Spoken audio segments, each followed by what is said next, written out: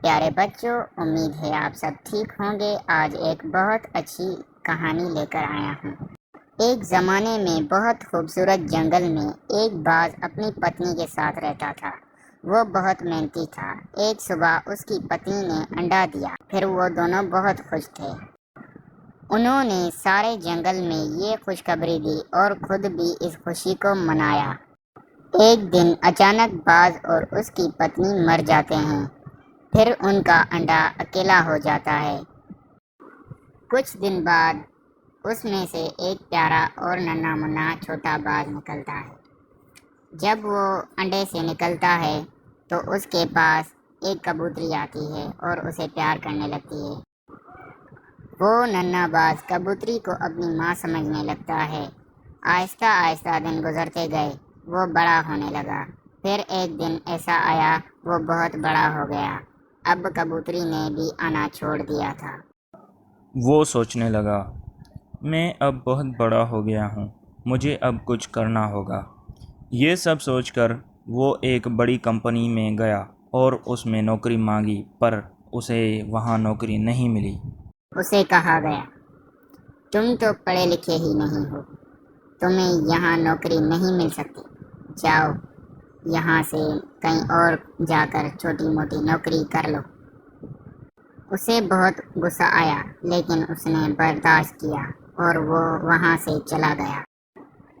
پھر اس نے اپنے دوست کالو کوے سے کتابیں لے کر اس سے پڑھنے لگا۔ ایک سال محنت کر کے اس نے اپنی پڑھائی مکمل کر لی۔ پھر وہ سوچنے لگا، اب تو مجھے نوکری مل جائے گی۔ پھر اسے ایک اچھی کمپنی میں بہت اچھی پوسٹ پر نوکری مل جاتی ہے۔ وہ روز صبح صبح نوکری پر جاتا اور شام میں گھر آتا۔ ایک دن اس کی نظر ایک بڑے گھر پر پڑی، جہاں بڑی بڑی گاڑیاں کھڑی ہوتی ہیں۔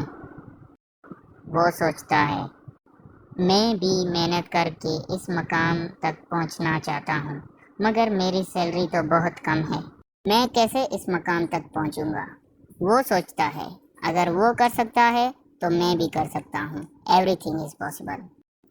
یہ سوچ کر وہ کچھ مہینوں کی سیلری جمع کر کے وہ اپنا آن لائن بزنس شروع کرتا ہے اور کچھ دنوں میں وہ بہت سا پیسے بنانا شروع کر دیتا ہے۔ پھر ایک دن وہ بہت امیر ہو جاتا ہے۔ اس کی زندگی بہت اچھی چل رہی ہوتی ہے، مگر ایک دن اس کو بزنس میں بہت لاس ہو جاتا ہے اور وہ بہت پریشان ہو جاتا ہے، کیونکہ وہ پھر سے بہت غریب ہو جاتا ہے۔ لیکن اس کے پاس ایک چھوٹا سا کھیت بچ جاتا ہے۔ وہ سوچتا ہے، کیوں نہ دوبارہ شروع کیا جائے۔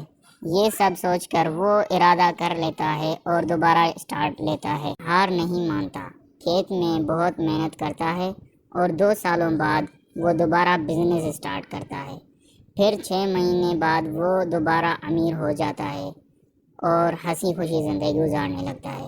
اس کہانی سے ہمیں 2 سبق ملتے ہیں۔ ایک یہ کہ کامیاب وہی ہوتا ہے جو کبھی ہار نہیں مانتا۔